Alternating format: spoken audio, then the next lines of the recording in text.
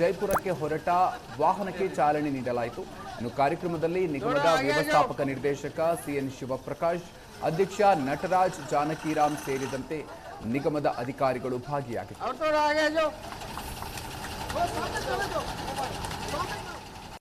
ನಮಗೆ ತುಂಬ ಹೆಮ್ಮೆ ಅನಿಸುತ್ತೆ.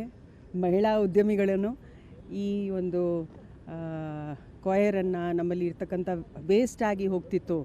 ಇಷ್ಟೊಂದು ತೆಂಗಿನಕಾಯಿ ನಮ್ಮಲ್ಲಿ ಬೆಳೆ ಬರ್ತದೆ, ಅದು ಸಿಪ್ಪೆ ತೆಗೆದು ವೇಸ್ಟ್ ಆಗ್ತಿತ್ತು. ಅದನ್ನು ಈಗ ವ್ಯಾಲ್ಯೂ ಆ್ಯಡ್ ಮಾಡಿ ಅದಕ್ಕೆ ಉತ್ತಮವಾದಂಥ ಪ್ರಾಡಕ್ಟ್ಸನ್ನು ತಯಾರು ಮಾಡಿ, ಹಾಗೆ ಮಾರ್ಕೆಟಿಂಗ್ ಟೈಅಪ್ಸ್ ಮಾಡಿ, ಮಹಿಳಾ ಸ್ವಸಹಾಯ ಗುಂಪುಗಳನ್ನು ಇನ್ವಾಲ್ವ್ ಮಾಡಿ, ಈಗ 100 ರೂಪಾಯಿ ಒಂದು ವಹಿವಾಟ ಆದರೆ ಅದರಲ್ಲಿ 45 ರೂಪಾಯಿ ನಮ್ಮ ಹೆಣ್ಮಕ್ಳಿಗೆ ಹೋಗ್ತಾ ಇದೆ ಅಂದರೆ ನಿಜವಾಗಿ ಬಹಳ ಸಂತೋಷದ ವಿಷಯ.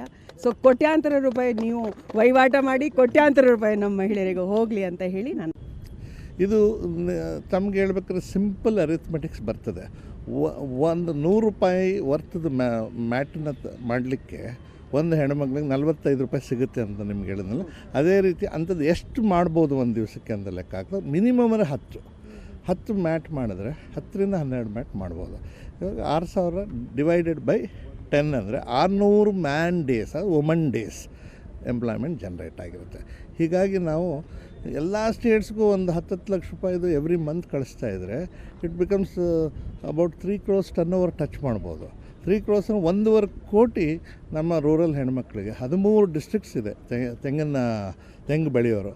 13 ಡಿಸ್ಟ್ರಿಕ್ಟ್ಸಲ್ಲೂ ಇದಕ್ಕೆ ಅವಕಾಶ ಇದೆ. ತೆಂಗಿನ ಮೊಟ್ಟೆ ತೆಗೆದು ನಾರು ಮಾಡಿ ನಾರಿಂದ